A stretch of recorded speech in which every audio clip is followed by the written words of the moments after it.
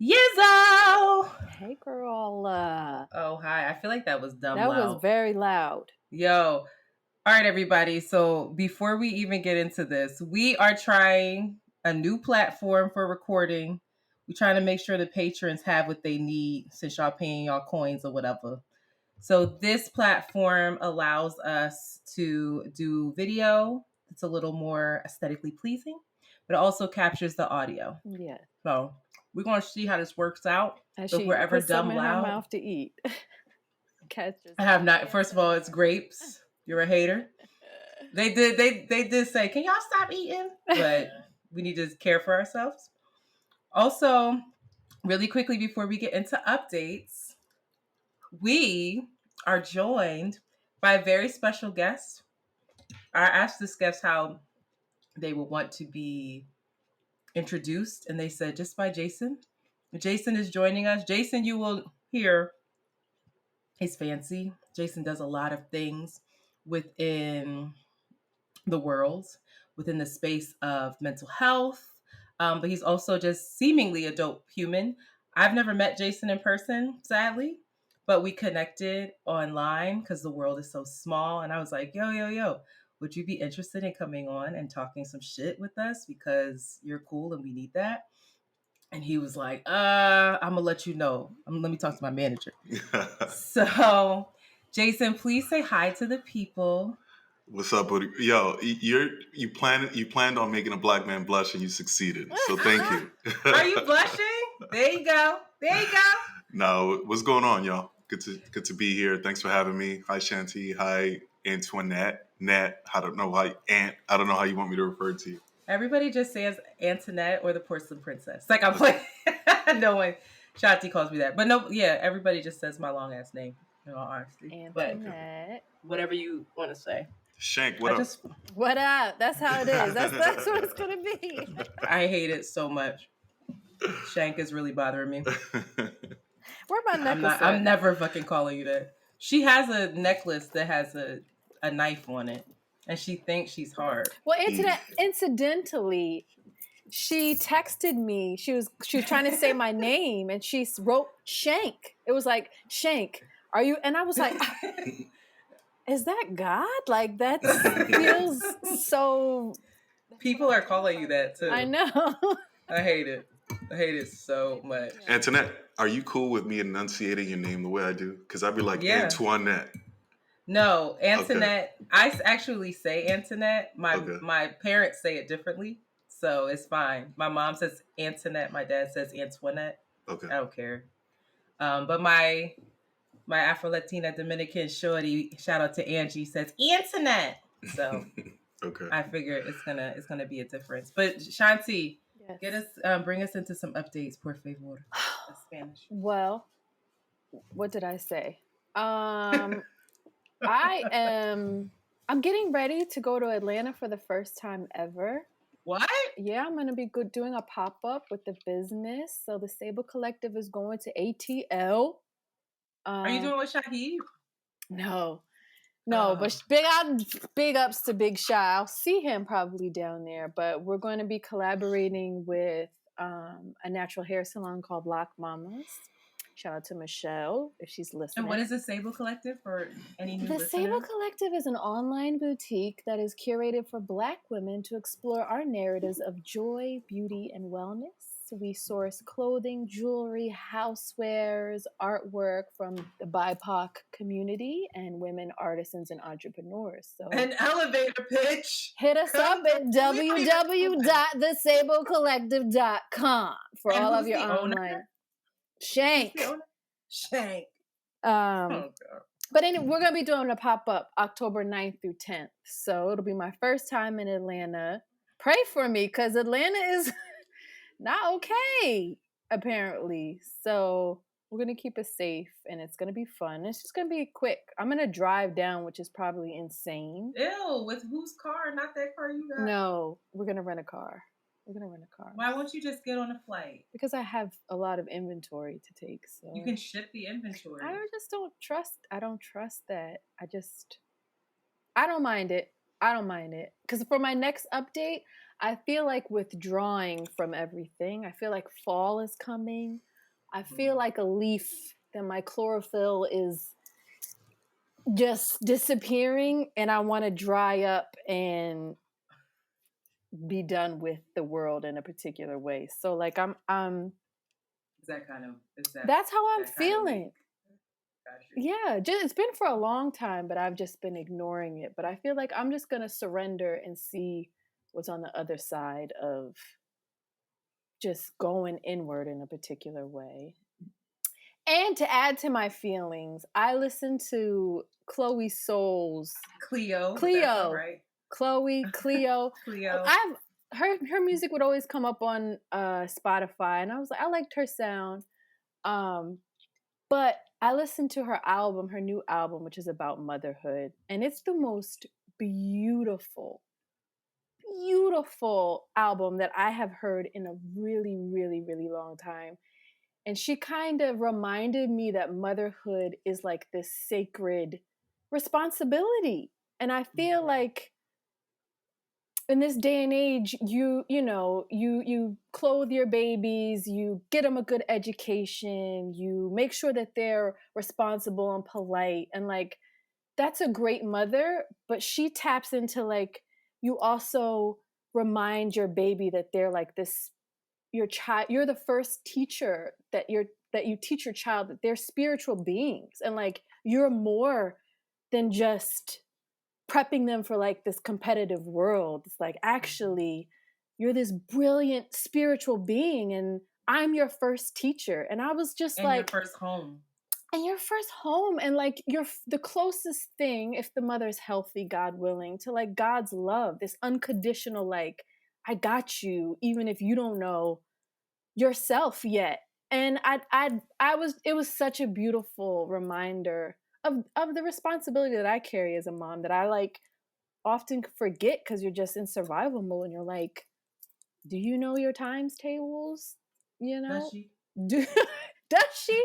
She knows she's a spirit soul, though. She has a different responsibility. She's like, I know I'm not my body, and that. But anyway, but that's where I'm at. So pray for me, and when I fade to black, don't act like I ain't never told you. So. Oh God, here we go, the bullshit. My update seemed a little bit shallow after that. My update is that I realized that vegans are liars. Girl. And they're really, it was really pissing me off the other day. No, so you know that my laptop has been messed up. So when I had to send you that file, I had to drive all the way to the Apple store in Williamsburg. I go to the Apple store and I'm around all the whites, and it's all these vegan restaurants and pop-ups, and I just see things like vegan oxtail. Vegan carrot bacon, and I'm like, yo, fuck out of here. And I don't know what it was, but it made me so angry. Like, I felt it in my body.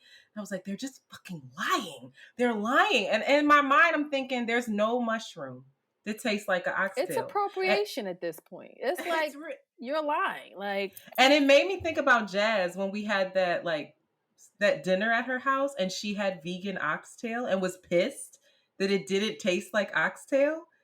And I was just like, you're a liar. You're lying to yourself. And if you're going to do this thing, just do it. And just know, like, these are the sacrifices I'm making. So if you're a vegan, know that you're irritating me if you're doing things like saying you have carrot bacon, and Jasmine sending me recipes on Instagram for carrot bacon, and you put maple syrup on this sliver of carrot. You're just eating chickpeas and soybeans. Right, go to hell and just accept that. Like, that's fine.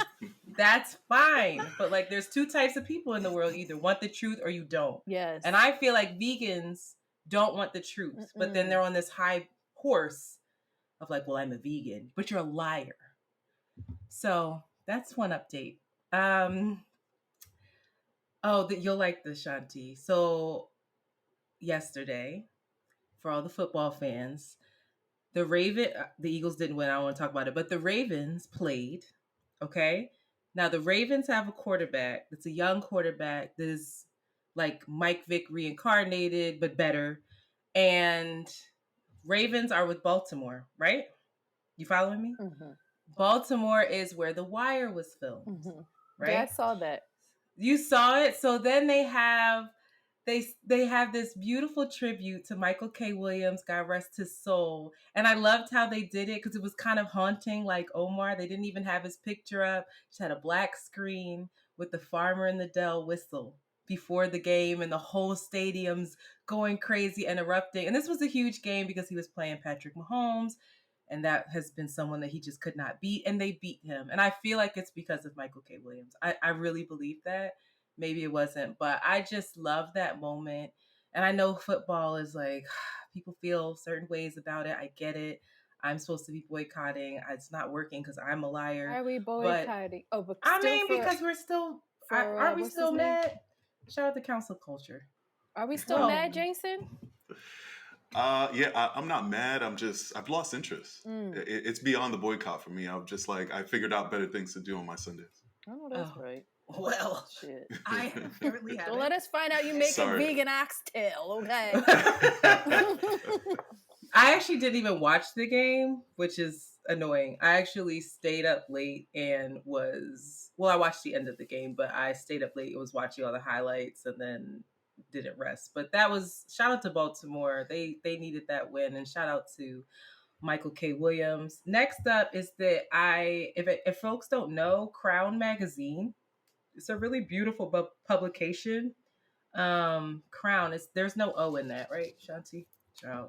No O in the Crown. But if you guys go to @Crown Magazine, no O, on Instagram, or Crown Mag, you will see images of Black women and Black men and Black experience and Black non-binary folks, and they're just reflective of the type of beauty that you don't see on the mainstream. And so I was fortunate enough that the head honcho creative guy reached out to me and was like, hey, well, I'm in Brooklyn, would love to get together, come through. So I went, and they were doing this shoot, and he took my picture. I was talking, and I don't know what these pictures are going to look like because I was cracking jokes and mean mugging, but just being in that space and seeing, like, these women are so fly, and I kept looking like, damn, I want to be cool like that. Like, they would just have like their braids a certain way, they had the glasses, and it's not the aesthetic that we see. Like, there's a beautiful Black woman, and she usually has European features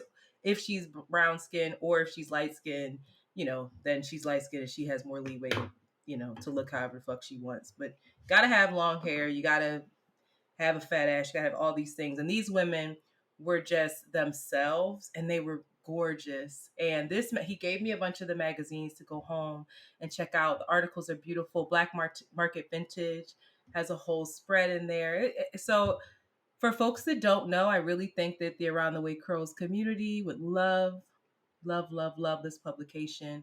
It's a boutique magazine, so check it out, and big shout out to them. When will hopefully we can collaborate. I have no idea. Don't ask me questions I don't.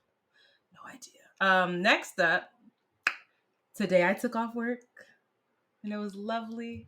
I did try to log in to an early morning meeting because I had anxiety about my boss presenting some of the information that I put together because she's so busy. I downloaded her and I logged in, and she kicked me off the call. She was like, you've been working too late. Get the fuck off the call. You're off. So I'm hoping that all went well. But I took off because I recorded with Bridget Kelly and Mandy B again for See the Thing Is Pod. That episode will be out tomorrow. That episode is out by the time this comes out. So it came out Tuesday. And those ladies really have it together in terms of production and business. They really inspire me.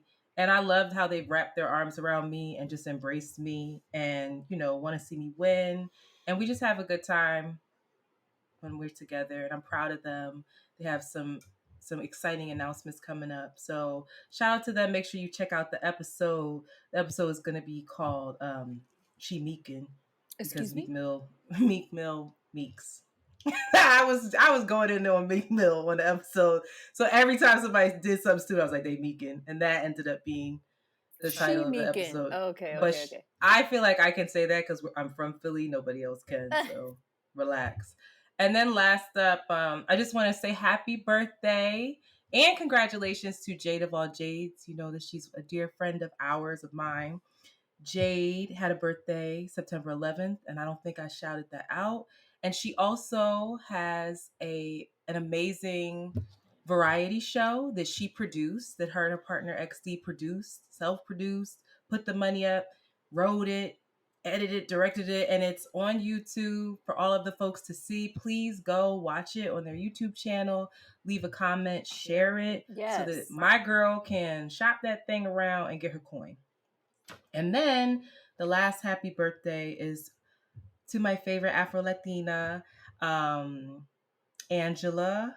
I love you so much. She is the founder of Ariane's Jewelry. I have her jewelry on right now.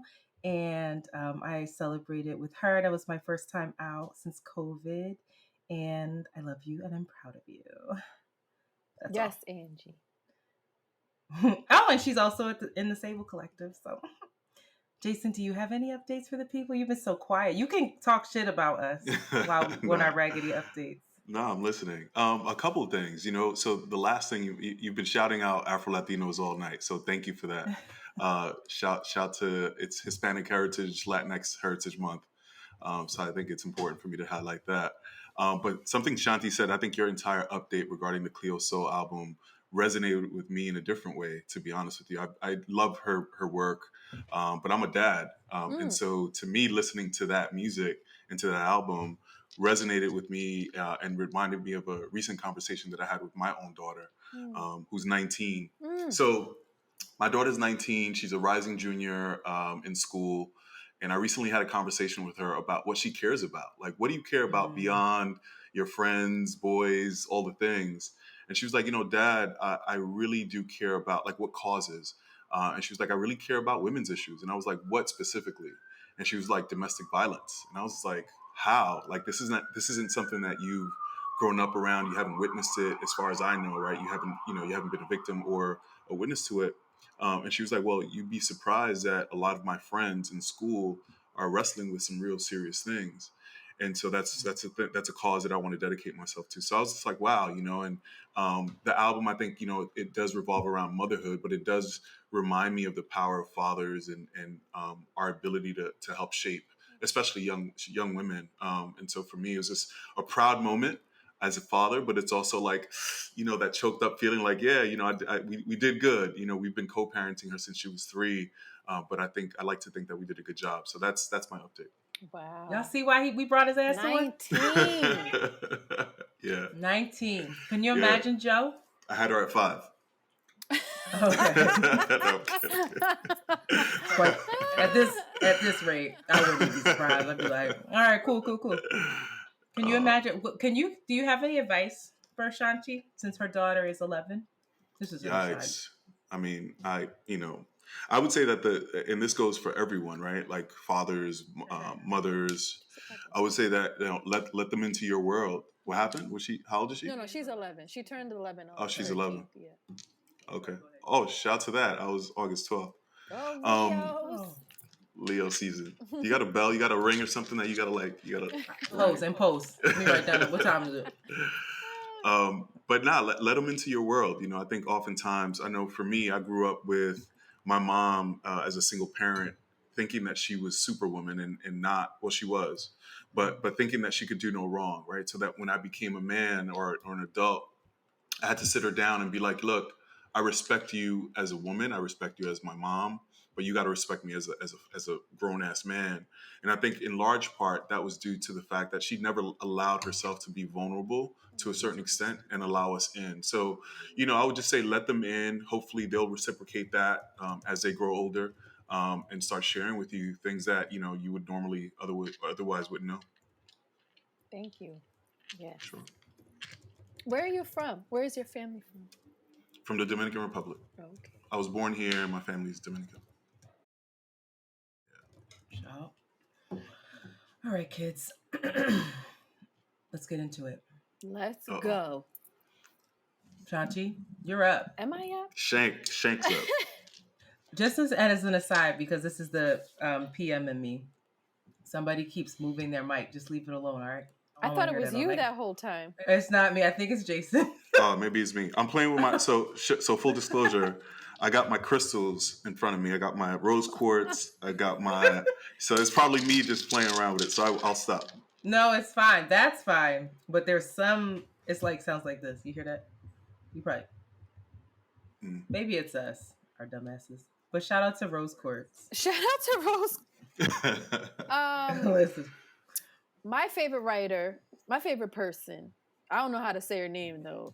Michaela Cole. Why did I say Michaela Cole? So easy. I thought there was a O at the end. I don't know. Anyway, Michaela Cole. I've been saying it right the whole time, and then I misread it when I went to check her name. But anyway, she became the first Black woman to take home an Emmy Award for Outstanding Writer for a limited or anthology series for her HBO drama I May Destroy You. And I'm so proud of her because I watched that for a second time, and it's just even better. So shout out to her getting her flowers. And she said again, she's confirming how, maybe I'm gonna blame it on her, but she was talking about how important it is to go fade to Black, and like we associate success with visibility, and it's like, what happens when you just go silent, go ghost, go inward? What do you come out? What comes out on the other side? So she's confirming my hermitage coming up. But I'm so proud of her, and she looked great. She looked amazing. God she damn. She always does. Oh. I love that moment between her and Cynthia Erivo. Is that how you say her last name? That moment where like Michaela just, when they called her name and she just kind of took it in, and then Cynthia like was obviously talking to her, and it seemed like she was telling her like, you deserve every bit of this moment, and like soak it in, like take it, breathe, whatever she was saying. It was a beautiful moment to see like Black women being Black women, holding each other down and support. It didn't make me sad. It made me like, oh, Antoinette, you just gotta finish the damn show. And if you listen to Around the WayCurls, you know that like I stopped because it was triggering me watching it as a survivor, and I just thought, I really want to finish it. I just have to take my time. And so we actually talked about this on See the Thing Is, and it's just a trigger warning. I just want to add a trigger warning for folks who haven't seen it, who are like, oh, I want to support. It deals with a lot, and especially, a lot around sexual abuse, rape, sexuality, like all of the things, all of the coming of age things. So just be graceful and be gentle with yourself as you watch it. And if you can't, you can't. But I think I'm going to try to finish it. It's beautiful. It's wild. Jason, did you watch it? I haven't watched the whole thing. I watched maybe one episode, the first one, but that was it. Okay. Yeah. Didn't grab him. Say less. Well, Shanti, you just put your, what's it called? Put your subtitles on, because you don't know what they're talking about. But I love the way they talk. Like, oh, hey, the ting. I love when they say ting instead of thing. They say ting. Ting. You're so cute. So again, my topic isn't as thought-provoking, but Verzuz, baby. Yeah, let's talk about it, because I was hyping shit and nobody was hyped with me. Actually, Chi, my homie, hit me and was like, yo, you gotta chill out, because I was in the chat going crazy. I'm like, let's fucking go, Ja. Yeah, Ja. Like, the way I root for Ja Rule, even though I know that Ja Rule is the easiest person to make fun of with his little chipmunk self, but I just was so proud of him. And I'm so happy that people are seeing what we know, that Ja Rule was a pop star. And that's okay. And he's like, I'm going to stay in my lane. And it made me happy too, because it's like, there goes that thing. We're going to talk about this later. How if you're a man, if you're rapping, you have to be a certain kind of rapper. You got to be tough. Like, no, sing, baby. Where would I be without my baby? Like, I was losing my shit. I was losing my shit. I was like, yes, when I cry, you cry. Yo. And he was singing his little ass off. And I really thought what was even better was that he showed his smarts. He stuck to his game plan, because Fat Joe was trying to do to him what Jadakiss did to both Dipset and Fab, which is like, meet me in the streets, meet me with the street shit. Ja was like, I don't have a street shit. I don't need to either. I have this pop shit though. I'm gonna get this crowd behind me, and you're gonna lose. And that's just what happened. Do you think he won though? Do you think Ja like came out on top on that? I do. I very much do. And I know, and I don't, it depends on what lens you're looking at it, right? Verzuz is pop. Like Verzuz, I'm not going to Verzuz to hear like, yeah, that lyric was really, I mean, the double entendre. You're not getting that. Like Verzuz is, it's all about nostalgia. It's all about pop. How it makes you feel. Fat Joe was doing his best to convince us that, what was he saying? He kept saying, yo, that shit was mad old. Nobody's listening to that anymore. It's like, yo, it's not old. Listening to you, Fat Joe, anymore. Are they? Fat Joe still has current. Is he still coming out with music? Mm-hmm. Ain't nobody listening to that. I love Joe, but I think he should stick to the after versus recaps. Yeah, that's his highlight. Right, that's the highlight. You have to say that because you're from the Bronx, or not, right? Listen, don't start this too early right now. I realize that now. I'm like, that's why you saying that. You've been hitting me on the DM on the Bronx, throwing shade on the Bronx and shit. Like, okay. That whole page is amazing, is it not? Yeah, that's hilarious. But I also want to say that Ja Rule is very resilient, because he's been made a fool of. He's made a fool of himself with that whole fire, whatever the thing is. And he still just like showed up and performed. Like he's either super delusional and out of his fucking mind. Which is okay. He's like a sociopath. Or he's just like, I get back up. No, who's 50 Cent is a sociopath. 50 Cent are you a Cancer, Jason? No, you're Leo. Okay, no, you're Leo. Okay. Yeah. Cancer men. Tricky. But 50 really robbed us. 50 really robbed us of Ja Rule and Murder Inc. He did, because 50 came out. 50 is a gaslighter. 50 came out and was like, he corny as shit. He's this, he's that. And I know that Murder Inc. and G Unit's beef is much more than just Ja Rule and 50 is deep. But 50 came out and did the same thing that Ja Rule was doing. I mean, shout out to my sister. Shout out to just a little bit. But 50 was singing on that hook. And Tina was in that video like, but like, come on. 50 did the same thing and then told him he's trash for it. 50 is just mean, but also buying out somebody's concert so no one's in the first 50 rows is hilarious. He's mean. He's ruthless. That's hilarious too, though. Ruthless. Jason, what do you think about Verzuz? Come on, let's hear the Fat Joe Bronx stuff. Why I gotta be that though? He's like, did Ja Rule really win? Yes. No. I think you're right. I think it's good for the culture. I think it reminds a lot of people that are, that claim that they know music. It reminds them and brings them back to this era of, 90s, 2000s. Of when music was lyrical and it was about the experience, and I think they're great. I don't think they're meant to be street corner battles, right? It's like Meek Mill and whoever on the block. Like that's not what it's for. Yeah. Reminds us we're old too. We're like old. Yeah, but old in the best ways though, right? I think we've got this nice mix of we know who Anita Baker is. We know who Alicia Myers is, right? We know who, but we also know who 50 is, right? And we can dive and live in those spaces, and I think that's a beautiful thing. I'm getting old to where like all the littles, I don't know who these. I'm like, who? Little Pump or the youngs. I'm like, listen, play me the song. I don't know it, but I have a question. I was thinking about it today. Who would be like the two of you? Who is your ultimate like versus? If you could have any two people go up against each other. Shank, you could go first because I'm gonna need some time. She's gonna be like Arrested Development. No. Damn. That's all Shanti listens to. Shout out to her. I got one. Okay. I'd like to see. This might be sacrilegious, but I'm gonna say it. Outcast and WuTang. It's never gonna happen. I know. God. But you said ideally, right? But Yeah. I would say that I'm not mad at that.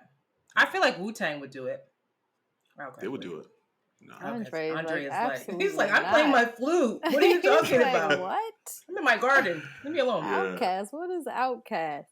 I think I don't know. I would like to see, like, if we're thinking about the 2000s, anybody. well, for me, not in the Let's go. 2000s, and the way that whole era just changed music in so many ways. Music was just completely different. I would really want to see like Kanye and Pharrell go against each other.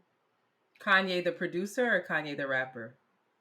Pharrell the producer or Pharrell the rapper? Kanye and Pharrell, both of them. They can use their own songs. They can use what they. That would be like They would need more than 20. It would be like, it would be like a 4-hour thing. But I think Pharrell the artist can't touch Kanye the artist, though. We know that. Yeah. Don't be silly. No, I mean, he could use nerd. He could use nerd.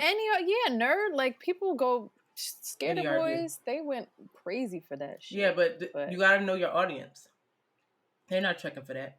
All the girls standing in the line for it. They're not checking for that. Yeah, you don't know that. It's the same boys that loved what's it called?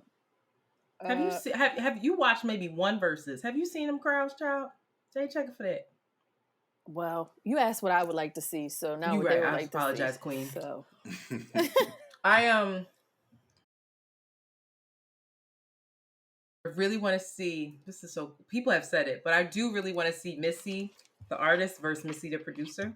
Just Missy on stage going fucking ham with her own stuff. I really want to see, and I've said this. I really just want to see Diddy and Dre will never do it ever. But I would love, because Diddy, could you imagine Diddy on stage when you hear Black Rob come on and you hear all this shit that you forgot about, and then Kim might come out? Yeah. I would lose my mind. I would lose my shit. Now, I know Jermaine Dupri was saying that, he's ready for Diddy and everybody's like trashing him, but that's not a wash. Like, people just don't respect Jermaine Dupri. And I get it. Like, Jermaine Dupri, I'm not listening to Criss Cross. What'd you say? He was dating Janet. Wasn't he married to Janet? He was just dating her. We're talking about his music. I just can't believe that. Anyway. That he was kissing Janet Jackson and inside of her body. Me neither, but shout out to him, because that is the ultimate flex. Really? That's what I could say. Wow. But did you? All he got to do is just put her picture up and be like, I won. But I mean, with that, you do it'll be interesting. Mariah versus Mary. You got Jagged Edge versus 112, which we already saw, and that was terrible. But like, you have these, so that'd be interesting, but I don't want to see it. But what I really want to see is an Afrobeats versus. I would die. And right now, I just think, I don't know who would go up against, because you got to have WizKid. It got to be Burna and WizKid. Burna and WizKid. Yeah, Some people are saying DeVito, and I'm like, nah. Burna is the one who has the ego for it. Yeah. Or low-key techno. I don't know if y'all know. Yeah, I think Burna. Yeah, no, it's got to be Burna and WizKid. I would die. For sure. I would die. I would be in here like, they would be so mad at me underneath. Anyway. But shout out to Verzuz. They claim that they have something big coming up. They're probably going to do like a concert or something. Girl, have you been watching? They're live. But can you buy a ticket to go to a Verzuz concert? Like, can the public go? Shanti, you irritate me so much. Saying. Just watch the Verzuz. I don't watch the Verzuz. And then she comes in here commenting like, and I'm like, you didn't watch it. I know you didn't watch it. Do you see the crowd? They selling drinks. It's an event. It's at Madison Square Garden. To be on my phone like that, looking at that. I gotta scroll other things on Instagram. Right, you gotta get them Instagram ads. I was like, I gotta buy some more shoes. Fuck Verzuz. All right. Did you have time to read this article by Gabrielle Union? No. Sounds like a no. All right. So Gabrielle Union is on a book tour right now, and she has a book that is called You Got Something Stronger. And she was on The View. I love The View. And my sister actually posted this article, and she's in Time magazine, where she's talking about her infertility. And I knew I had heard other interviews before where she had talked about how she was really struggling with infertility, but she takes it a step further in this, where she talks about how inadequate she felt as a woman. And then also, we all know that, her husband, Dwayne Wade, and her had like, they weren't in the best of places. On a break, he had a baby with someone else. And she talks about how she's never really addressed that, and how much that gutted her because she was struggling to get pregnant for their family. And the book apparently talks about a lot more. Gabrielle Union is a survivor of rape. She was raped when she was 19. Apparently, she's talking about raising a trans daughter. She's talking about all the things, and in her very Gabrielle Union way. She's just she just says it. There's no fluff. She's just like, this is what it is. But she said on The View that she wrote this book because she's also going through menopause right now, right? And she had menopause come on early. And what people don't tell you about menopause is that you can have suicidal thoughts. And so she said there was this 2 week span where her and Dwayne were struggling, even after they were married, just not seeing eye to eye, whatever. And she had this voice in her head, like, he'll get it if you kill yourself. He'll get it if you kill yourself. And that after 2 weeks of that, she called her doctor, said, something is off. Like, I've never experienced this, and these are the voices that I'm hearing in my head. What is up with that? I forget Was she the on term. medication, or this was just a natural? It's just your body changing. Stop. And something happens. And I forget. That's what I'm frustrated. But I was watching it while I was in the tub. My ass be watching The View in the tub at night, and I couldn't write it down. But I forget. There's a term for it where you can have these thoughts come on, and you're not necessarily suicidal, but the thoughts are there, and they don't stay with you, right? Like, they're fleeting. They'll go away, but no one really talks about it. And so she was talking about it with Whoopi Goldberg, and Whoopi Goldberg was saying, oh yeah, girl. Oh yeah. And that was something that I never, nor have I, ever heard of. And so as we're getting older, sadly, this is coming. And my mom, she's been menopausal for 20 plus some years. I'm like, girl, when is this going to be done? Why you still get hot flashes? But it's something to consider. And so I wanted to highlight that. And I definitely want to read her book. But I wanted to know, like, I know that we have listeners of all ages. And I'm curious to know, like, call in. Tell us, what your experiences are, what some resources are that you have. And I would love to talk to someone on a podcast about this. Yeah, I never heard that before. We need to prepare. But Gabrielle Union, shout out to her. Do you have anything you'd like to add, Jason, to this conversation? Yeah, I can't. Yeah, no, I'm gonna pass. Wow, that just sounds crazy. You caught me off guard. I know. I mean, yeah, but I was reading some reviews and I was irritated because some people were saying, "Oh, here she goes again, playing the victim, this rich woman, yada yada yada," and that narrative is just so problematic because you never know what someone's dealing with. And I believe her when she says she wrote it so that other people can feel seen and can feel like, oh, someone else is dealing with this. Like, it's important to have that sense of community. So yeah, I salute her for that vulnerability. And that's the one thing I appreciate about Gabrielle. She's always been unapologetically her, right? Like, regardless of what's going on in her life, she's always been a mouthpiece for she definitely brings forth what she's going through in her personal life for the benefit of others. And so, like it or not, I think you got to respect that. Yeah. I can't imagine struggling with fertility and then my partner, they'll never show that baby child. I did not know about that. I forgot. Didn't know about what? That he had another child while they were married. That is Dang. I'm hoping though that they're able to, that he's able to be in that child's life, and because that's tricky. That is so tricky because I mean I grew up with that where there's, I shouldn't be telling them, but I don't care. But I grew up where there's a you know me, I don't give a fuck. But there's a a young woman who I have a half sister, and I do use that term because I know people are like, that doesn't exist. That's your sister. But I've never been around this girl for more than maybe twice in my life. And it was such a hard thing for my mom to deal with that she couldn't bear it. Like to have us have a relationship. And I understand that as well, but it has its effects on the Family. father and the child. Yeah. Anyway. That's a topic, child. That's a topic. I don't know anybody who's, I'd love to talk to somebody about that. Yes, we do. But we do? Mm-hmm. Oh, yes, we do. Okay. All right. Give me 1 second because I don't have the damn thing. I don't have the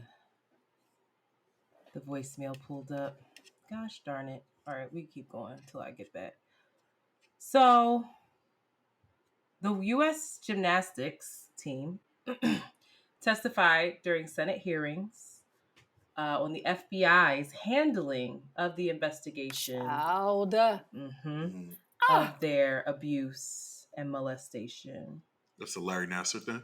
Yes. But I want to be clear, this is not the Larry Nassar case. This is how the FBI handled that investigation.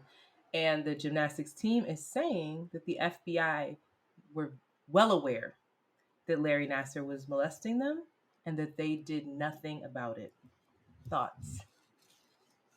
Wait, so I understand. So this isn't about, so when I can't make the connection, right? So if they knew, if the claim is that they knew that the FBI were aware of it, then why wasn't that brought up during the trial, the actual trial? Well, I think it wasn't. This is a separate thing. I think it wasn't brought up in the actual trial because they have their own grievance against the FBI. So I think there's stipulations around like that's going to legal litigation stuff. Legal litigation, and then also that would possibly sway the jury against the defendant even more, yada yada yada. So now they're dealing with this new thing of like the FBI knew, they did nothing. And these women, Simone, of course, I don't remember the other women's name. I do apologize. But they bravely, tearfully all sat there and talked about how the FBI knew, they were aware, and nothing happened. So somewhat tangential, and this is just a question, but some folks were saying that part of the reason Simone Biles bowed out of that first round of the Olympics was, yes, she was going through some mental health issues, but it was also to prove a point and to send a message to that effect, right? And so I don't know if y'all think that was the case at all, that somehow her not participating was sending a message to, I don't know what the Olympic body is, or the NCAA or whoever. Yeah, I don't know either. But I thought it was interesting in terms of the timing now that this is coming out, that might give it some credence. It's very possible. Sadly, this does not surprise me. It doesn't surprise me at all. All. Sadly. It doesn't surprise me that the FBI would prioritize how we look on the world stage before the health of these young women. I mean, it's sad, but I'm very happy to know that folks are being called out for how they handled the investigation. And hopefully this won't happen again. I mean, girl. That surprises me that you would actually say that. Damn. Why are you like this? I'm not. I'm sorry. So let's talk about it. I think we're all very delusional and surprised and hopeful that these systems that repeatedly violate and cause violence and just don't protect us when it comes out. I just don't understand. I don't understand why that is shocking. And I think there's probably far more things. I feel like that's just the tip of the iceberg of things that, of the ways in which individuals and the public have been wronged by these very institutions and systems that are meant to like do one thing, but they do the exact opposite and the consequence of that. But do you think possibly that, are you at least happy that the FBI's, that this Senate hearing is happening and that these women are able to, sure, happy? I don't think I wouldn't that say would have happy, happened. but like absolutely. I think that's important. I think, what was I just listening to? And it made a deep connection because it was with the Wire, right? Like they were talking about how, this is completely off topic, but it's just another example of how these small things affect everybody greatly. So after 9/11, the FBI went from being this investigative, crime fighting body, right, where everybody's the intention from the top down was like, we're going to, investigate crimes, kidnappings, murders, drugs, all of these things. But after 9/11, everything was around terrorism and targeting, terrorist, what do they call them? Not cell, I don't know what they're called, but like the secret little terrorist organizations in the United States. But as we saw on The Wire, what ended up happening was that all of those resources were pulled from like folks that really need crime and investigative work. And they went and they started targeting Muslim communities and like locking up folks that were Muslim and had no real evidence as to why they were locking them up, why they were like stereotyping them and targeting them. And so much of the resources from the FBI went away from crime fighting and actually doing the work to like playing like they were doing something when there were no cases there. And from the top, the cops that were involved in it, this story that I was listening to was following an FBI, I don't know, sergeant, I don't know the names of it, but he was in the FBI police, and he ended up getting locked up because he snitched and said, we're not doing any of the work. So he ended up getting locked up by snitching on his very own people, because you just don't do that. So I just think it's a tangled. Saying it's hopeless again. It's just tangled. It's just deep. And I feel like the more that we are reminded and we are shown the reality, the less folks feel gaslit, and the more safe people may be to be like, actually, this system is really broken and it's fucked up, and this is the consequence. So shout out to those girls for being super, super brave. But unfortunately, I don't feel like it's I feel like it's a systemic issue that definitely it is fucked up. Are you gonna say defund the FBI? Defund the FBI. Nah, but I think, no, jokes aside, but I think, it's what we're talking about, and it's the same spirit that when people say defund the police, it's the same spirit, right? The idea that these institutions intended to administer justice are in fact the very institutions that are oppressing, and and how long and how far do we have to go to I guess to remedy it, right? And to me, that's the fundamental question, right? Can it be fixed? Can it be adjusted? Can it be amended? Or does it have to be completely torn down and rebuilt from the ground up? To tear it down. Yeah, but who is that realistic, right? Like, I think in all the books and the textbooks and all that, of course, it makes sense, right? You can intellectualize it all the way through, but in reality, I don't know if it's possible. Yeah, Shanti. It's just too much money at stake. You're me. You're me, and Shanti is Shanti. And Shanti's be like, listen, you need to get radical. It's just never been done. I think it's sad and dangerous and just an injustice to our potential as human beings to think that there are no other possibilities but these institutions. But it's crazy. Maybe it's not blowing everything up. Maybe the change that needs to be done doesn't have to be a violent, bloodshed or like complete anarchy or complete it doesn't have to be apocalyptic. But this can't be it. It can't be it. Look how fucked up it is, right? Like that case that you just described, Antoinette, is the classic case of like Stockholm Syndrome, right? Like these women are going to the oppressive institute for their justice, right? Like the very institute that's oppressing them is the one that they're looking to for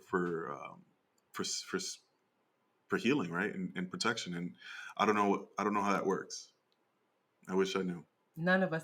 So on Around WayCurls, we don't offer answers. Yeah. We only offer questions. Yeah. So more to come. I think we should watch this. I think I don't have the answer, but I have a homie who works for the FBI. I want her ass to come on here. I just found that out this weekend. I said, "You work where, girl?" She was like, "I work for the FBI." I said, "Wow." She probably wouldn't, but also, how do you do that as a Black woman? I don't know.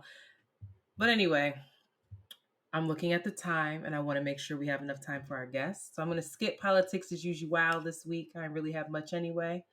But we do have a voicemail, and I don't want to get backed up on voicemails. I have a little bit of anxiety of whether or not you're going to be able to hear this voicemail because of this platform, but I'm going to try to play it, and you two let me know if you can hear it. Hello, beautiful ladies. It is Erin from the DMV. I just want y'all to know that y'all have been reading me for filth, but in the best way. So the episode that y'all had about the inner child or inner children, I legit sat in my car and cried, right? I had to keep pausing, replay, start over. I sent this episode or that particular episode to so many people, I can't even begin. So I didn't call and leave a message then because I kept sitting with it, right? And just kept letting it marinate. And so the episode, I couldn't even get through it before I called y'all because it's wrapping it all up.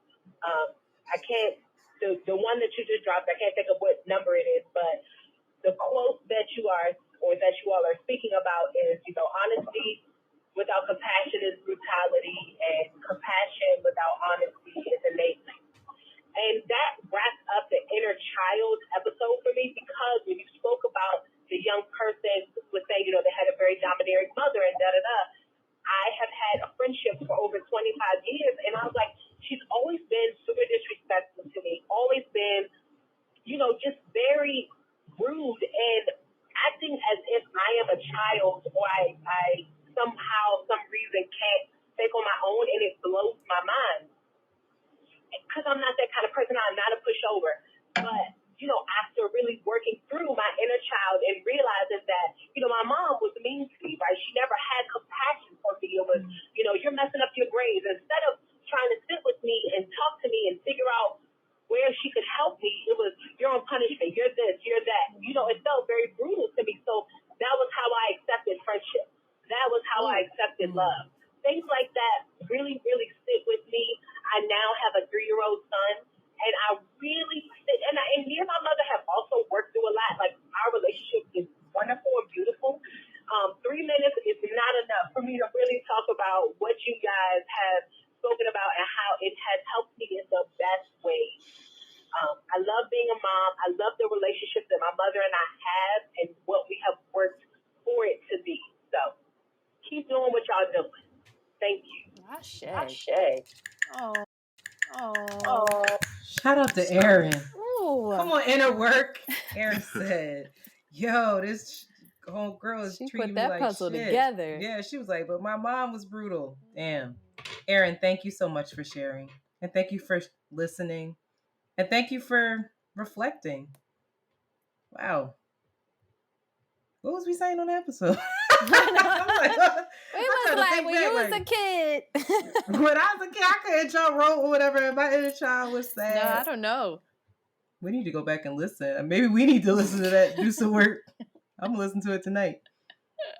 That's what's up. These voicemails are always there's a lot more. Shanti, there's one that I feel like needs to be an entire episode. One that I listened to, I was like, wow, we need to sit down and unpack everything that sis just said, because it's a lot. But thank you all for calling. And if you want to call, if you want to share, hit 1-900-HUSTLERS /215-948-2780. Yeah, let us know your thoughts. Give us ideas for episodes. Hold us accountable, and let's keep the dialogue going. So thank you so much, Aaron. And with that, I think we need to take a break, pay some bills. So we're going to take a break right now, and we'll be back with our guest, the main event. So Shanti, take us out. After these messages, we'll be right back. Boop. We won't really take a break. Unless you need to get some water. Unless you or Advil. No, I'm good. All right. I'm good. Thanks. 55 minutes and break. These notes better not leave. I'm gonna take a screenshot. I have anxiety. Everything's fine. All right. What is the time? 55 minutes, which is pretty good. All right. Are you ready, Sheila? Jason, I'm going to ask you to introduce yourself. Did you see that? Yeah, I did. Is that okay? Yeah, let's do it. Yeah, I did. Yeah, I did. You should have been a radio. Quiet Storm. Yes. Yo, he's like WDASFM, right? What's going on, beautiful people? Welcome back. That's it, right there. You fucking up. You can make some money. Okay. And we are back. So, here's the main event, everyone. I don't want to introduce Jason because I just feel like people should introduce themselves how they see fit. So, Jason, we're about to get into it. We're about to talk about feelings. You're about to get vulnerable with us. I thank you in advance for that labor. And we're about to pry all up in your shit. You can tell us to mind our business when you're all right. I'm about to be the guinea pig of all men. I don't know if I want to be that. We've definitely had men on here. We definitely have had men on here. We've had these kind. We had my sister's husband actually came on to talk about him being a reformed fuckboy and how he knew that my sister was the one. Yada yada yada. We've had men. We've had raggedy men who needed to cook a little longer, and then we had some great ones. Shout out to PBO. So, Jason, please introduce yourself as you see yourself. What up, beautiful people? Welcome to the Quiet Storm. Yes. No, I had to. I don't know. I hate to introduce myself and kind of talk to my work and my titles and all that. Like, I'm just a human being. I'm a father. I'm a son. I'm a brother. I'm a good friend. And what do? I do great hugs. I do great dinner parties. I do great listening sessions for my friends. That's what I do. And I make a living by leading diversity, equity, and inclusion at an advertising agency. Okay. Yeah. So can I ask you something off the jump? Yeah, jump. Tell us why you answered that question the way you did. Who you are without your titles or responsibilities to anyone, and then what you do for a living. Why did you break those two up? I think, we live in a world that's so transactional, right? And so rooted in the superficial, what can you do for me? Who are you? And the ways that people look to assign value to you and the ways that they decide how much to respect you is so rooted in what you do, right? And in your titles. And so I've tried to get out of the habit of leading with that and wanting people to see me for who I am to the extent that they can, right? So I try to humanize myself and try to humanize others in that way first. And then we can get into it. We can get into all the things from there. But I want you to see me for who I am and not who you think I am. And so, it's a work in progress. A lot of people find that really weird when they ask me, so who are you? Like, what do you do? and I answer in that way, they're just like, well, that wasn't the question. And I was like, well, that was on purpose. But yeah, I think that's really why. It's just, and then especially in places like New York City, Philly, LA, they're so superficial in nature, and Philly I is can't do. You were What? gracious adding Philly to that list. I appreciate you. My bad. What'd you do? I be trolling. Yeah. But nah, I just feel like it's it's super transactional. I'm watching. I'm not finished, so I'm currently watching. I really recommend it. But there's a movie. I don't know if you two have seen it on Netflix called Worth. Have you seen it? No. So it's with Michael Keaton. Shout out to the best Batman. But he's on there, and he is. It's a movie about the aftermath of 9/11, and he is the lawyer that had to figure out what the value of each human life was lost and what to offer the family. Is that a real thing? Oh yeah. Oh Wow. yeah. And he's done. There are lawyers that do this. They figure out the value of human life, and so in these conversations, and I'm only about 30 minutes in, and I was like, I gotta go to bed, but I gotta finish this. He's figuring out the janitor and the CEO, right? And I can't offer that family the same amount. What do I do? And then you have him interviewing the victims' family members, loved ones, and they're like, this is the value this person had in my life. What do you mean? This is not human. But also he's up against the idea of, if I give everyone this huge amount, it will cripple the economy, which was a real thing. Little aside, but I saw that immediately, was like, oh, I need to watch this, because I agree with you. I think I've said this on here, that like on a date or on things like that, I don't ask people what they do, and they think that I'm not interested in them, but it's more like, I don't really want to know right now if I don't already know.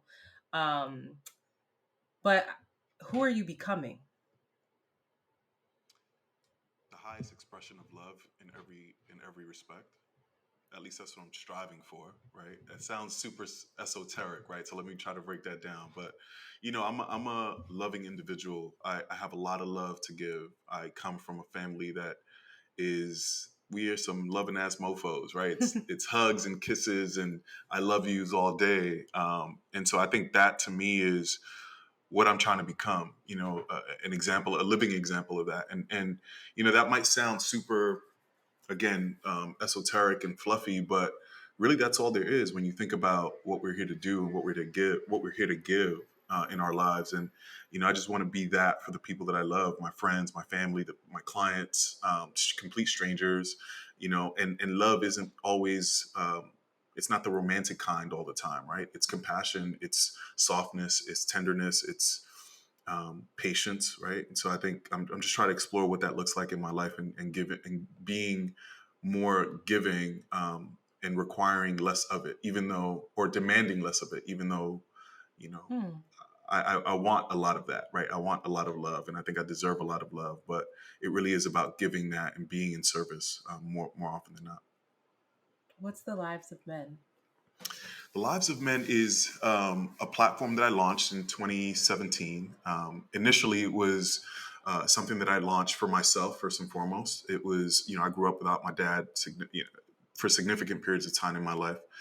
So I learned how to be a man in large part through making a lot of mistakes, and through the women in my life. I have a lot of really amazing women, my sisters, my mom, my cousins, my aunts. And so I wanted to launch something that, as I was kind of going through my journey of becoming a man, that I could offer back to the world, to other men or young men who were going through the same thing and kind of wanted similar outlets. And then it became part of the social zeitgeist, what was happening at the time. The beginnings of the political landscape that we just came out of with Trump, and post Me Too, right? Like this conversation around new masculinity and what does it mean, particularly for Black and brown men. So I found myself at the intersection of that conversation. And it just became not only a platform for my own healing, but that of others, right? And so from there, it evolved. It evolved to, kind of this conversation around masculinity and what does it mean, has broader implications in so many aspects of our lives as men, right? Not just in our personal lives, but in our professional lives. And so it evolved to a conversation around inclusion and allyship. And what does it look like for men who have traditionally been in positions of leadership and power?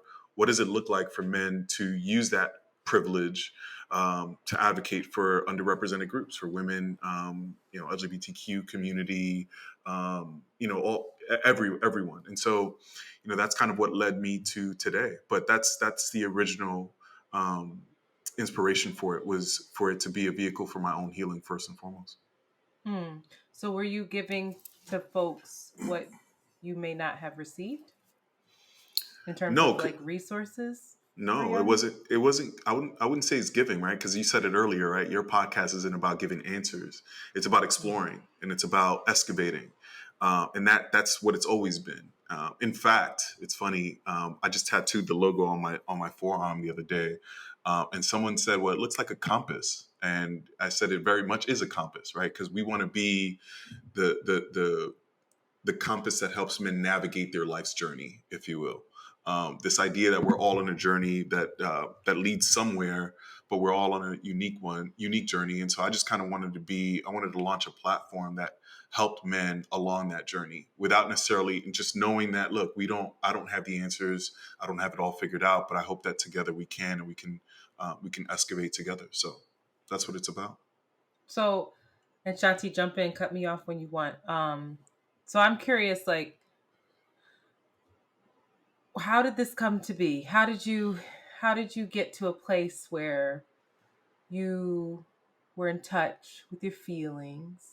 How did you get to, I'm serious, were you allowed to be as a, you mentioned that you have amazing women in your life. Did they encourage it? How was this fostered? It was, it's interesting because I wouldn't say it was encouraged. Even though I come from a very loving environment, I was still subject to all the things that all the things that men are subject to, right? Like the man up, men don't cry, like all of that stuff was still very prevalent in my life. From the very women that I just said were positive influences, oftentimes partners, even sometimes. So, it wasn't that they gave me this permission one day to be in tune or to be kind of expressive in this way. It was just always something that I knew I had in me. Like I knew that I wanted to be, that there was more, right, to life, that there was this depth of life that I wanted to live. And that required me to kind of really dig deep and examine all of the things that I've been taught, all of the things that I've learned. And so in some ways, it was kind of a lifelong journey coming to fruition. But then it was supported by negative confirmation, right? It was supported by trauma in my relationships. It was supported by me and making my own mistakes and realizing that that's not the type of man that I wanted to be. And I know a lot of men that often say that they started this journey after they had a daughter, which I think is in some ways I understand that, but I think it's a little too late at that point, right? Because we all have moms, we all have, in some cases, we all have sisters, we all have women in our lives that we should want to be better for. So I wouldn't say that having my daughter at 21 was an impetus in any way, but it definitely served as motivation for me to continue to do that work. So I wouldn't say that it was this kind of one moment of permission. It was just like these many moments of me realizing who I wanted to be and wanting to do the work to get there, or to get closer to that. So then in that process, right, how old would you say you were when you were like, actually, probably my early 30s. Okay. Yeah, probably my early 30s. So then in that process, how did you learn to, because you can want to be those things, but still not have the tools, right? Right. You could still be like, I know that there's all this stuff in me, but I find that with a lot of men in my life, they don't have the words to identify what they are feeling. They don't even know how to identify it, right? Mm-hmm. And to name them. So like, how did you do that? How was stuff showing up for you where you were like, oh, okay, now I can start this work of like, this is how I feel. This is why I feel this way. Mm-hmm. How do I, you see what I'm saying? So how did the dots start to connect? Right. In other words, and then how did I get to the language to be able to articulate that. And, that wasn't always easy. It wasn't always like, oh, I picked up a great book and I highlighted the shit out of it, and all of a sudden I just integrated that.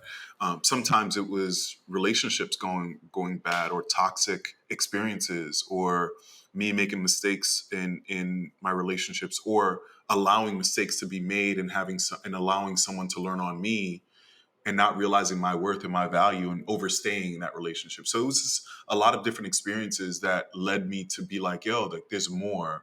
And also, I think, again, being a product of a single parent home was a challenge, but it was also a gift, in that I learned, and maybe this is misguided masculinity, right? But I would look at my mom and be like, yo, my mom is a superwoman. She raised 5 kids by herself.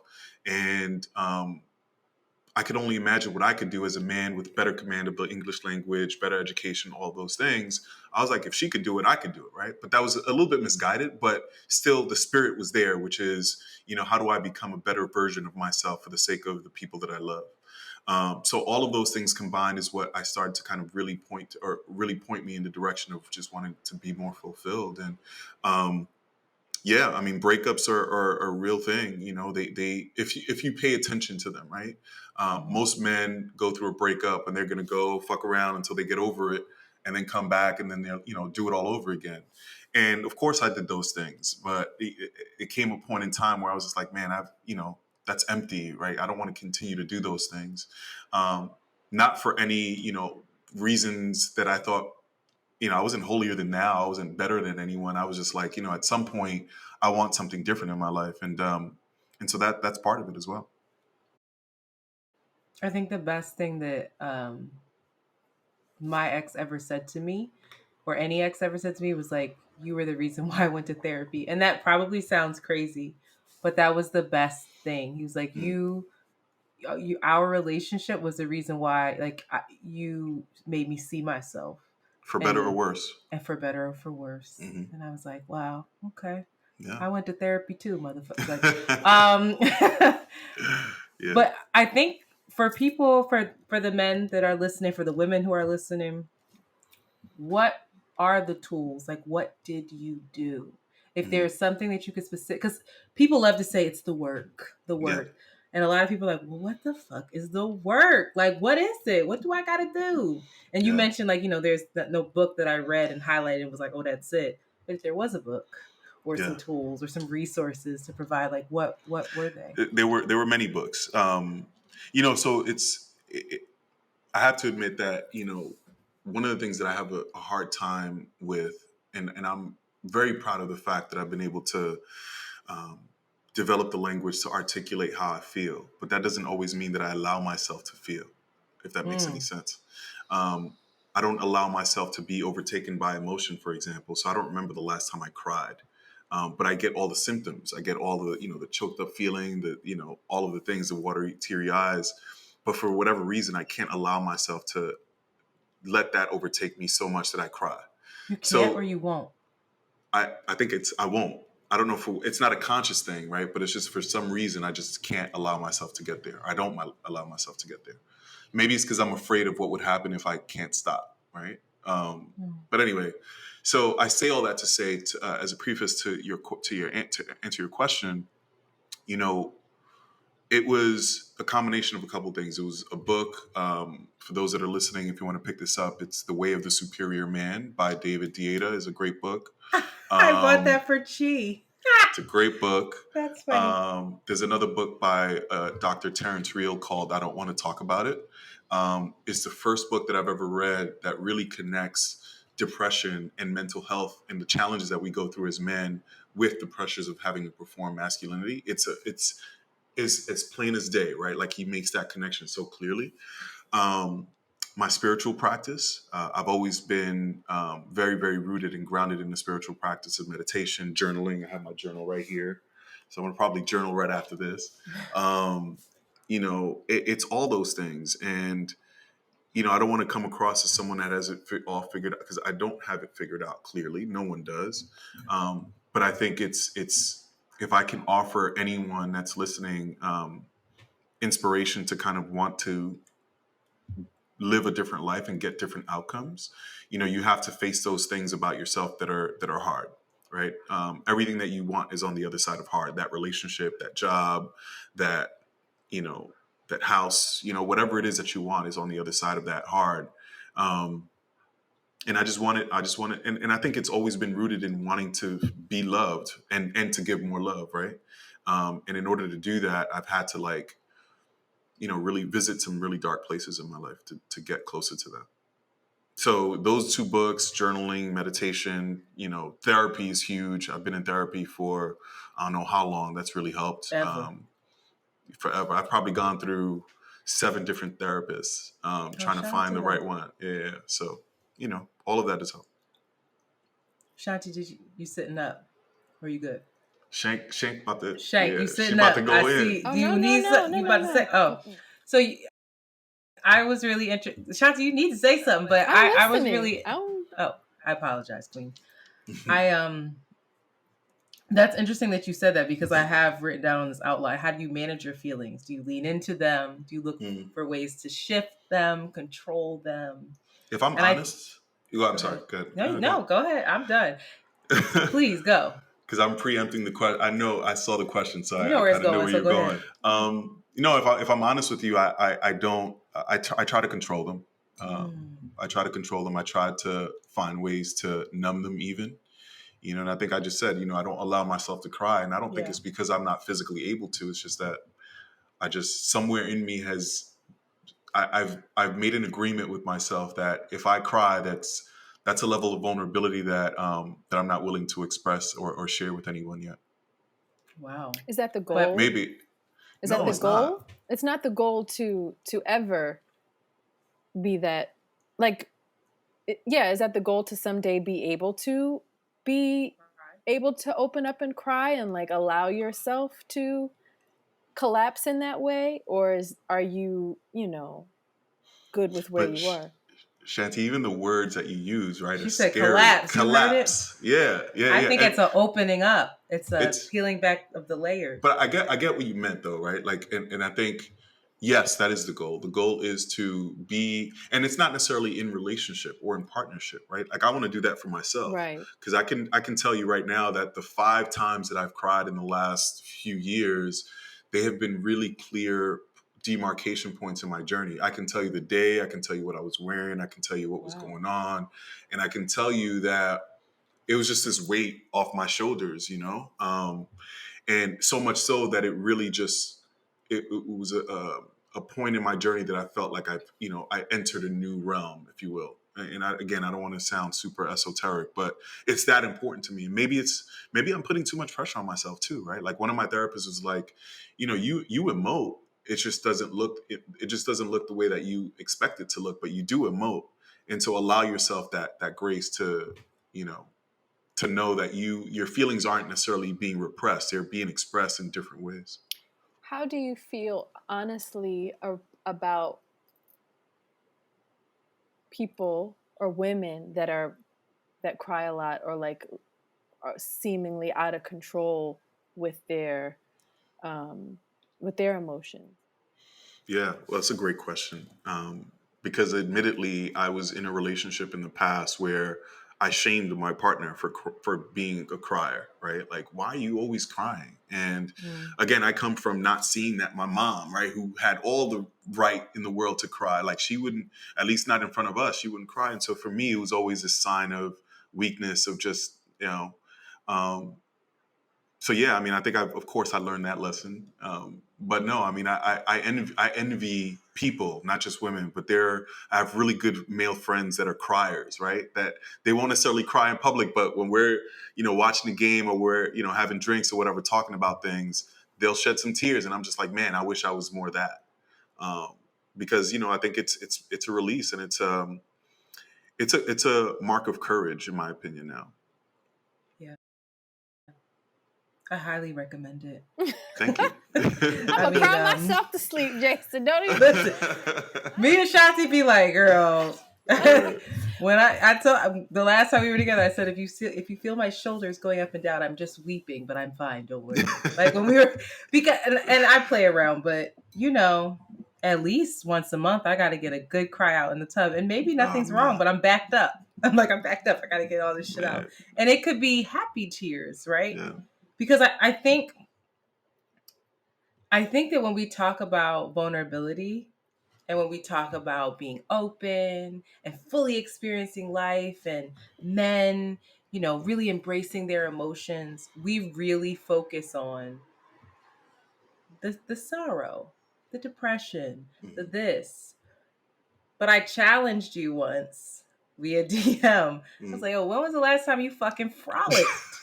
Like, when was the last time that you experienced deep feelings of joy and like where you're childlike almost, right? Because those tears come up in me too, where I'm like, I love it here.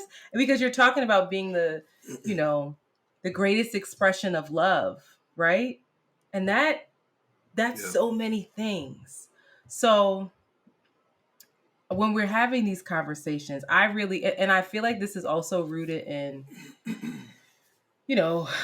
for the buzzword trauma, and also like the Black experience, how that's not necessarily what we see, right? We don't see Black folks frolicking like The Sound of Music, The Hills Are Alive. Like, we don't see it, but it's so necessary.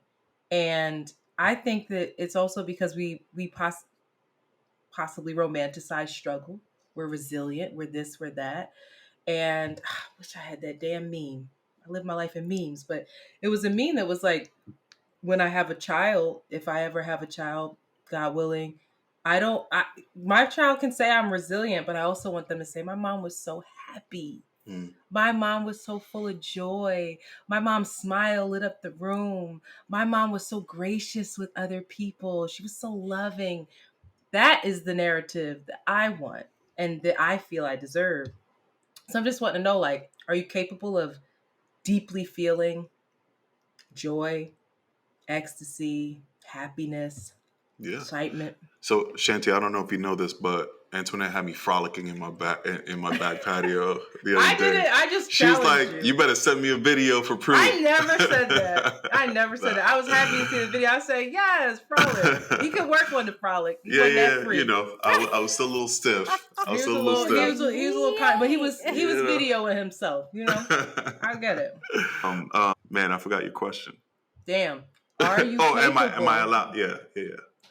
I am. I just have to get used to the fact. Well, I don't want to get used to the fact that I just have to acknowledge that joy for me right now in this moment doesn't necessarily show up the way that I would want it to show up. Right. So I can be happy. I can be ecstatic. I can be in ecstasy and allow myself to live in that space. And I'm working on allowing that feeling to overflow, right, and to overtake me. I'm not stoic, right? Like, I'm not, No, but I think you're so conscious of how other people perceive you. How tall are you? I'm 6'4". Oh. So I feel like that there's a this bitch. I feel like that, like, even how you use your voice. Mm-hmm. Like I used to sing, so I can hear how you use your voice, and you are really cognizant of how much volume you have. Listen, you are. She's reading me right now. I hear it where he's like you're like Questlove, like how Questlove has said he's very conscious of him being this big Black man. 100%. That's exactly it. That's part of it. Yeah, that's part of it. Like, the idea that I'm going to collapse into someone's arms and cry, which I'm not using collapse in a pejorative term right now, in a pejorative way. Like, it's you better define pejorative and stop like in a negative way. In a negative way. In a negative way. Pejorative. I don't. The idea of like being held is something that I secretly like. I want that. You know what I mean? Like, I want that. But I just in like when I sit and I close my eyes and I visualize that, I can't visualize that easily because it requires a certain level of just like, yo, I am letting go right now, right? Like talking about that inner child. You remember we used to talk about that inner child?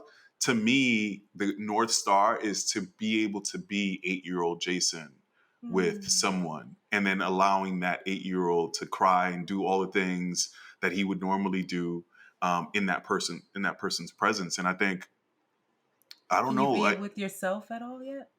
That might be the first step. Yeah. I mean, I think that's not fully. Yeah.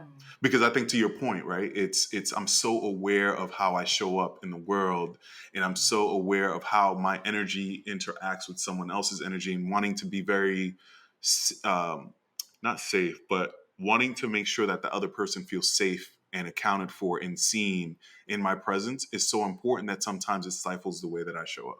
Jason, get loud, get big, take up space. Yeah. I mean, space physically, but also with my voice. Like, yeah, it's. I'm working on that. I'm working on it. So you can deeply feel joy. Okay, say less. Yeah. I think there is something, and I'll be having dance parties in my house by myself. Yeah, all the time. Dancing too. Listen, that's a whole nother podcast. Ciao. What's up, Shanti? I think there's something to the being able to do it yourself.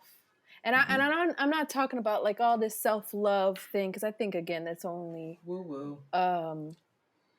It's only the tip of the iceberg. But it's like, what does it require, or what stories are you telling yourself, or what ego trips do we have that keep us from that type of open vulnerability? Like my thing is less about falling apart in front of somebody, but like wanting somebody to know that I want them. Like, I'd rather die before you know that, like, I really, really, really want you in my life. And like, I don't know what that, I hear when people say, you have to have that kind of feeling for yourself. And I don't even know how to begin peeling that back. But I'm sure that it's there. I'm sure that it has to do something with your relationship with ourselves, or like I don't know know how to begin that. That's why I'm going to go in a dark corner by myself for a minute. because I feel like it does become this, it just feels not messy. I don't know the word, but it can go from 0 to 100 really fast if you try to do that, if you put that on somebody else. You know what I mean? It's called dependency. Yeah. It's like depending on someone to fill your cup when you should be doing it yourself. But also at the same time, I don't think that there's anything wrong with wanting somebody. Like, I desire, there's this connection with desire there that's like, I don't know, it's fragmented, or for you it may be like being completely open. I won't speak for Antoinette, but similarly, like being completely seen or open with somebody. And you speak for me, bitch. That's my line. I don't know. I think that being with a partner is it shows you how, like, really fast you see yourself and you see where those things come up. But again, it does always have to go back to like, all right, how do I do this? How do I desire myself, or in what ways do I have like this dysfunction with desire within myself that I keep trying to project on this other fucked up person and creating this mess? And then it's a mess. And then when you put on the issues of like power and domination, then when you mix that into it, it's just, it's crazy. But we don't ever really just get there though, right? Like, is it me? Like, even in the journey of like, me, my ass, I've been on this self-love, gonna love myself, be single for 6 years, yada yada yada. And there's times within that journey where I'm like, yo, I love myself. And then year and a half later, I'm like, oh, what is going on? And I feel like that's gonna rinse and repeat because we're changing. Yeah. And I feel like when we look at this self-love, I hate that word, but self-love journey, we think that once we reach that place, we're just there. And that's, I don't think realistic because you're gonna have I to don't keep think revisiting. I don't think any of us know what it looks like to love ourselves. I think that's something that we're all striving for. But anyone that says, I think, look, that might sound super aggressive, but the type of self-love that we're describing, you know, that's necessary before we can ask that love of another person is so intense, right? And it's so unapologetic that I definitely don't know what that looks like. I don't know what it looks like for me to make a mistake and not beat myself up over it 1,000 times, before, but I would expect someone else to forgive me the moment I say I'm sorry, right? Like, that's the craziness of it, where, yeah, it's delusional. Well, vegan levels. I think it's rooted, and I never am on this tip, but I'm be on it today. So I've been having some realizations, revelations. Some I think it's epiphanies. Listen, I think it's rooted in God, in a higher power. And I'm not a religious child, but I think it's rooted in when you see yourself because I've been listening to when I listen to Maya Angelou, I love myself so much. I swear to God, y'all can make fun of me. But there is this amazing clip where she's talking to Oprah, and it's Super Soul Sunday. She's old as dirt, child, at this point. I don't know how old she is, but she old. And she's sitting there, she's talking about how God loves her and how she is a miracle. She's a fucking miracle to be here. She's like, God loves me. The thing that made the stars, the universe, the ocean, the world go round, he loves me? Little old me? What? And she bent, like, it takes the wind out of her, and she's like bent over, and she's just, and it's sincere. It's authentic. It's real. And she's just in awe of that love. And that's the love that I think that when we recognize, like, holy shit, I am so worthy of so much because, wow, I'm here and I did not need to be. I am a miracle. When I go to sleep and my body wakes up ready to do it again, a miracle. I close my eyes for 8 hours, hopefully, and then somehow my body is like healed scars, like rejuvenated itself, it's ready to function. That's crazy. Like, when you really think about it, and I think it's because I've been watching Explain too. I learned all these mites and shit on our skin. I'm like, Shout oh, to this shit Explain. is deep. I'm like, Shout this to Explain. Seriously. That's all you need. I've been in my bag lately, like, yo, is how many mites and weird things are on our skin and how all this shit works together to make sure we don't get sick. I was like, this is amazing. Like, I'm amazing. And I think when we lose sight of that, it's really easy to be like, yo, you made a mistake, you're trash. And I'm like, yo, I made a mistake, but God put me here and I'm still amazing because the mites are doing what they're supposed to do. The sun's coming up. Like, when you really think about all this shit, it's a miracle. But think about the work that you have to do to just remain in that mind state, right? Because the world is telling you Maya otherwise. Angelou. I'll send and you explained. the clip. And explained. You want me to say it? Matter of fact, I got the keys, y'all. No, that's right. I'll link it in the bio. No, I know. I agree with you. It's a lot of work, and nobody has time for that shit sometimes in this world. It's capitalist society. We should. That's why the Costa Rican hut. That's why the cave. I come survive. See y'all on the other side. Listen, I'm gonna really shaved hair. I'm gonna be skin and bones. I'm gonna come out talking that woo woo.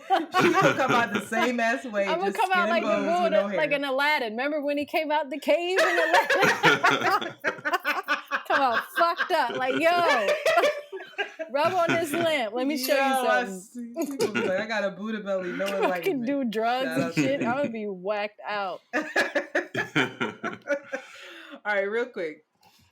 So you talk a lot about partnering. I know for a fact that you have labeled yourself as a hopeful romantic, right? Yes. And you mentioned Ted Lasso, which won all the awards, apparently. I need to see it, but shout out to me. I don't have Apple TV. How did you get Apple TV? Like, do I have to subscribe to that, or do I get it because I have an Apple TV? It's if you go to Apple TV, there should be a little function. There's a icon at the top that says Apple TV Plus, and then you just got to And I gotta subscribe. buy it. Yeah.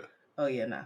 So anyway, so Ted Lasso, you said on an episode, or maybe Ted Lasso. I'm about to mess this up, butchering it already. Do you want to just do it with the Struck by Lightning?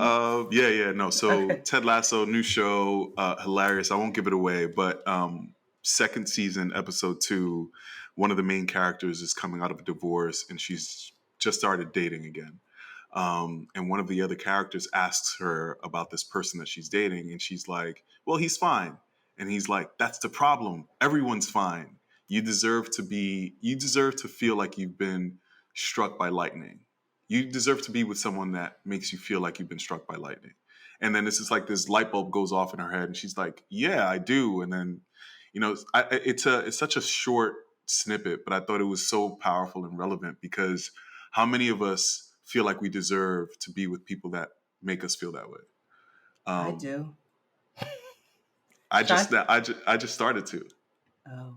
Shanti's super quiet. Shanti's like, it's a slow burn. That's her favorite thing. It's a slow burn. I want to hear what Shanti has. She's mad quiet listening to this. What do you think about that? About what? Is it being possible? with somebody that makes you feel like you've been struck, like from the jump? Like, is that equate to like love at first sight? Like, not, oh my not God. not necessarily, but just, you feel like you this is my person. Like this feels amazing. And I wouldn't want to do life with any other person. Yeah, I can dig it. I can dig it. I Why completely can you dig it? it. Do you feel? I can dig it. Is that I feel like, possible? of course, it's possible. I don't think that comes without. I don't feel dissimilar with my partner now. I don't feel like I could. I don't think or talk like that. So that's just not in a like my way of being. But I mean, we've all been in a relationship. That shit is gravy, and then it's the meat and potatoes. I don't think I would ever want. I think I feel excited by knowing that you have a partner that's ready to like do that dark shit. Like, a nigga want to go in the cave with me? You want to go in the cave with me? You want to get weird with me? That's exciting to me. Yeah. That you feel that safety to like be a mess with somebody, and that somebody wants to be a mess with you. That's exciting. And that's really rare because, again, how many of us want to be a mess with our fucking selves? Like, I don't half the time. You don't? It's hard. It's scary. It's terrifying. It's exhausting. Can you be a mess with me? I'm just curious. To an extent, yeah. Wow. To an extent. But, yeah, I think that requires like a lot of a lot of time together. I think, I don't know, child. How about it's a willingness, right? It's a choice that you make. You talked about the meat and potatoes. Of course, that's when you have to make the choice, right? Like to be with this person every day and be like, yo, I'm choosing you today, but I'm going to promise to choose you 10 years from now when I don't know, I have no idea what it's going to be like. I'm going to choose you then. I think that's the real work. Yeah. So how... But what happens if you don't want to be with the person then, though, in 10 years? Like, I don't know. That's okay, too. Yeah, that's okay, too. It's just like in this moment, like, let's do this thing. Right. That's exciting. That's rare. And I feel like that's otherworldly. But... So what is required then for us to be in a place where we're able to be a mess? What do we need? To just say, I'm here. Let's do this. I don't know what I'm doing. As simple as that. And I'm a mess. And you're a mess. And I have grace for you. Let's try to do this. It's a willingness, yeah. And it's courage, right? Yeah. What do you need from the other person? That's going to vary from person to person. To me, I think all I want, and I keep hearing myself in an echo. I don't know if that's coming through. I hear it too, but it'll be all right. Okay. for me, it's just my person has to be willing to just be willing and to explore and um, just be open to whatever, to just be open-minded about the relationship and about the ebbs and flows of the relationship, and knowing that there might be times when I'm giving you 90 and you're giving me 10 and vice versa. And it's not about the percentage that you're getting, it's about the the moments where that percentage shifts, and honoring that person then, right? And saying, yo, I know you're only giving me 10 right now and I'm about to wring your neck, but I love you and I'm in it and I'm with you and I'm about to, and and I know that that's gonna, it's gonna even out at some point. I think just that level of selflessness and courage, I think, is what it takes from the other person. Part of what it takes from the other person. Shanti? What you say? What was your question? What was your question? I said it already, didn't I? You said what you need from you from within. What do you need from your from partner? the other person? Yeah. Me personally, I need just that. I need somebody to say, like, I need somebody to communicate and say, I'm here. I need reassurance until I really believe you. And that's just where I'm at. Is like, I need that, that, like, I got you. We're in the trenches together, and it's fucked up. And I can only give you 10% at this moment, but, like, we're down here, have my back. And I don't like to feel, again, but this is my shit. I don't like to feel like I want you more than you want me. Because then that makes me feel mad insecure. You're shank. Yeah, it makes me feel very insecure. And like, I don't want to invest, I don't want to be a mess. I don't want everybody to see me be a mess. So if you're not... What if you do? Well, it's not a want. I feel that. What if... I'll talk to you later. I was going to say, like, what if it is a matter of, like, your partner can only give you this percentage, but they're going to give you the other percentage soon? Or they acknowledge let's it. talk about it. I just need to know that we're in the trenches together, and it's not like, I think we all, as just humans, as the existential experience, we're all going to feel a level of loneliness. But I feel like partnership, let's be lone. I don't want to feel too lonely in a partnership, Yeah. So, so I've been told this, and I don't know if y'all have been told the same, but an OG in my life who, I take his advice with a grain of salt, was like, you want to marry the person that loves you more than you love them, because you'll always know, like, you'll always be in a position of power and of safety and I'm like, men are saying that because that's like an old black woman thing. Men say really? it? Yeah. Really? Older black women always say that. Really? Yes. I didn't know that. I didn't know I thought it was just okay. Every woman is told you. I thought that was the secret among women. Shit. Wow. No. Wow. So imagine the dysfunction of that. There you go. We're all trying to do that. Exactly. Yeah. I don't want to marry anybody that's more in love with me. That gives me anxiety. That's what I mean by wanting to feel like I've been struck by lightning, right? Like, is this idea that, again, we're two separate entities and we're choosing to come together for this relationship, but I don't want to feel like I'm your end all be all, and I don't want to feel the same way about you. And so I think that's the thing, right? Like, does that exist? I think it absolutely exists, but it exists with a lot of communication, a lot of trust, a lot of, you have to have done that work so that you can recognize it too, right?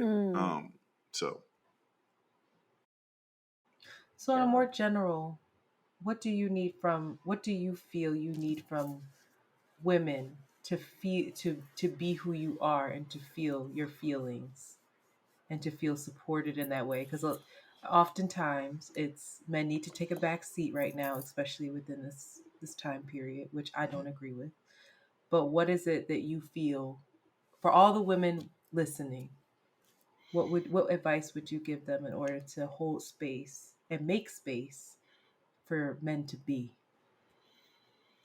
Bell Hooks says and the will to change, that on Wednesday at 2:30 p.m., all the men in the world are going to step outside and going to demand from women that they listen to their feelings, and women are going to lose their shit because they're not going to know what to do with it. And I think that's so true. Like, a lot of women ask for men to be in tune and to be emotive and expressive and soft. And when they get that, they just don't know what to do with it. And that's fine. I mean, I think we've both gender. I'm talking in the binary right now. I realize that, but we've all been harmed by patriarchy, right, in different ways. And so, to answer your question directly, I would just want women to stop policing us the way that we police ourselves as it relates to performing manhood and masculinity. Um, you have a lot of power, you have a lot of influence in the ways that men show up in your lives. That's not to say that it's your responsibility to raise us. It's not to say that we don't have our shit to do and that it's our responsibility to do that work. But on some level, if we're going to be in partnership with each other,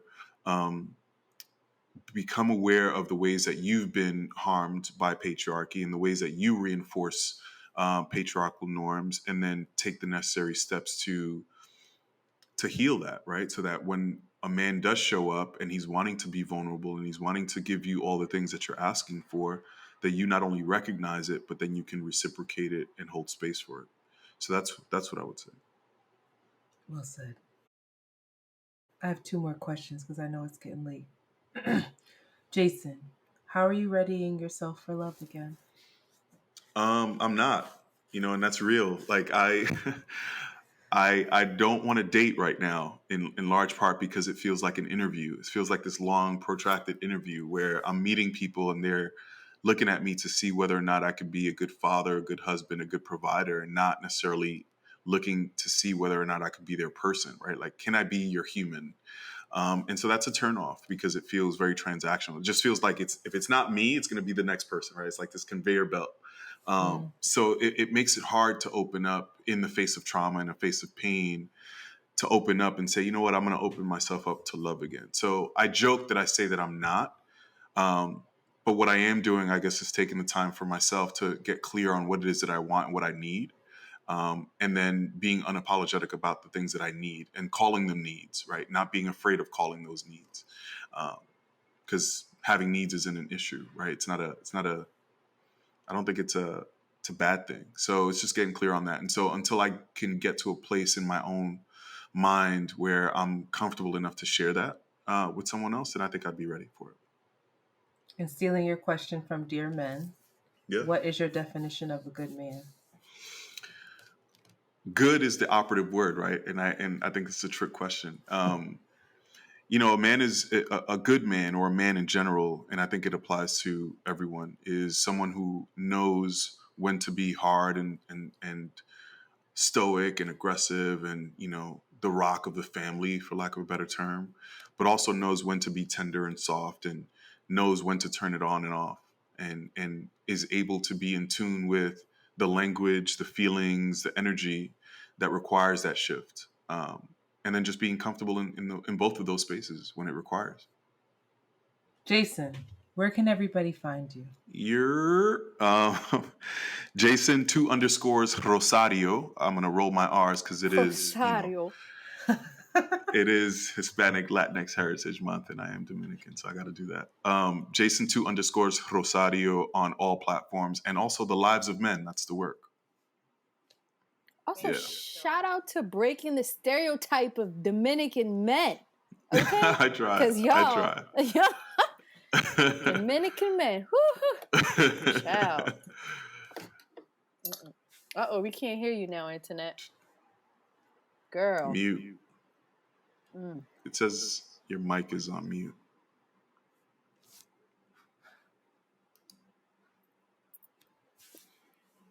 Girl, take that thing off.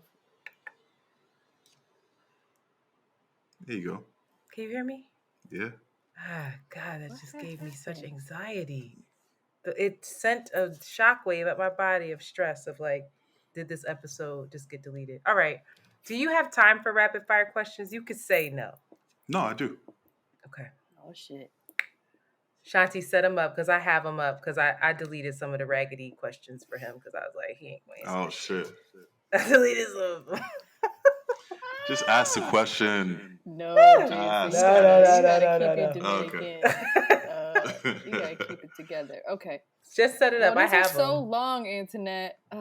Girl. I did not ask you to ask the questions. I'm asking you to set up what we're doing. Oh, okay. I'm sorry, I didn't understand. So you have these are rapid fire questions. You have 3 seconds to answer the question. No questions, no explanation. You just pick one, you say it with your chest, and we move on to the next one. Okay. 3 seconds. All right, ready? Ready. Malcolm or Martin? Malcolm. Generational wealth or familial happiness? Familial happiness. Jay or Nas? Jay. Palestine or Israel? Palestine. In the light or in the dark? Always in the light. Prince or Michael? Mike. Sweet or savory? Sweet. Marriage or long-term commitment? Long-term commitment. Trader Joe's or Whole Foods? Trader Joe's. Voodoo or brown sugar? Voodoo. Family or career? Family. Seat at the table or lemonade? Ooh. Seat at the table.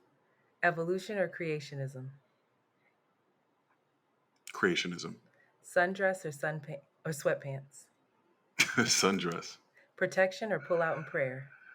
Pull out in prayer. Is it Uchi Wali? Is it Uchi Wali Wali or is it one mic? Uchi. Is it Black Girl Lost or Shorty Owe You for Ice? Black Girl Lost. Love Jones or Jason's lyric? Love Jones. Sir or Rumi? Rumi. Lisa Bonet or Nia Long? Nia Long. Bell Hooks or Audre Lorde? Bell, just because of the work. Sorry. LeBron or KD? KD. Trade Ben Simmons or develop him? Trade Ben. Nuck if you buck or Annie up? Nuck if you buck. In terms of the impact on the game of basketball as a whole, Allen or Mike? Mike. 9/11, inside job or terrorist attack? Inside job. Biggie or Pac? Big. Erica or Jill? Fuck. Erica. Flats or drums? Drums. Netflix or Hulu? Netflix. Travel back in time or travel forward in time? Travel forward. Apartment with a view or house on an acre? House on an acre. Buy stocks or buy flights? Buy flights. Yoga or CrossFit? Yoga. Toni Morrison or Alice Walker? Tony. Prove your point or pray for peace? Pray for peace. Read the book or watch the movie? Read the book. Defund the police or abolish the police? Defund the FBI. Light liquor or dark liquor? Dark liquor. Red or white? White. Chocolate or vanilla? Chocolate, girl. Love and light or money and clips? Sorry. Love and light. You don't have to say that shit. Thank you so much.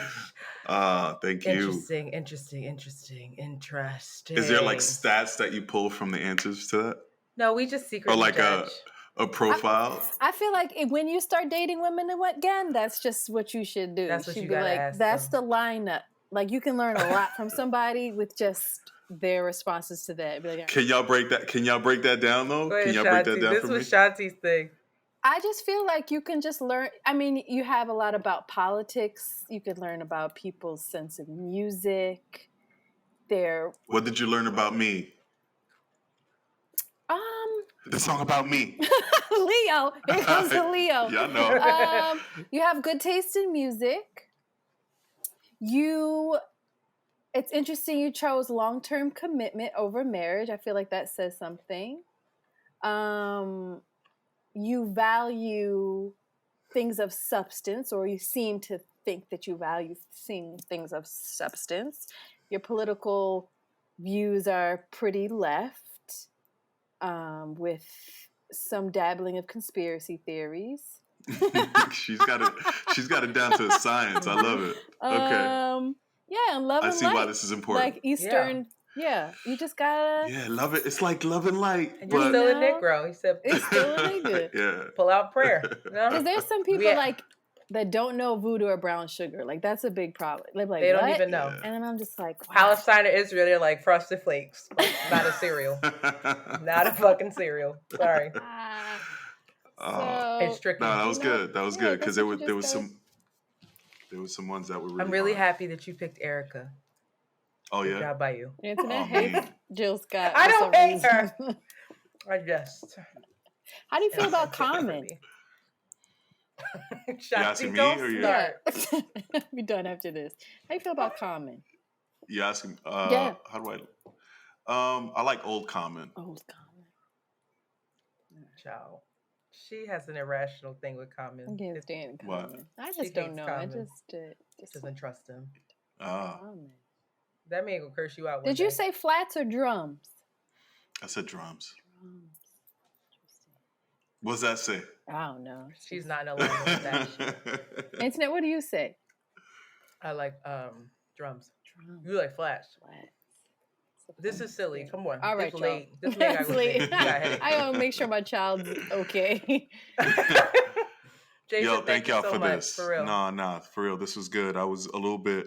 I mean, you know this. I was a little bit hesitant just off of that last conversation that we had, but this was really good, and I learned a lot about me, right? Like the work that I still need to do, but also just y'all, man, and like how you think and what y'all need. So thank you. Therapy. Thank you for sharing space. Therapy, yeah, you helped me a lot too.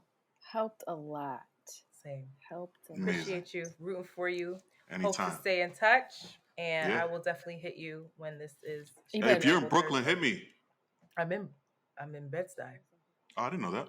I'm in Clinton You Hills. go So run the streets, yell, and I thought you was in Philly. No, she lives Yeah, in Philly. yeah. I'm from Philly. Okay. That was kind of you. He was like, Paris, New York, LA, Philly. Philly. Why did you do that? What? I mean, it's so hot here. Just be respectful. That was so kind. It was so sweet. We don't need that. That's what I'm saying. The greatest Jason, get real and get big. Tokyo, Paris, Philly. We both were like, you don't have to say that, but we know. We're very clear of the raggedy that we come from. Trash. And what were you saying? All right, y'all. All right, have a good night. I'll hit you. Thank you. Okay. Shanti, can you stay on for a second? Mm-hmm. Thank you. Ciao.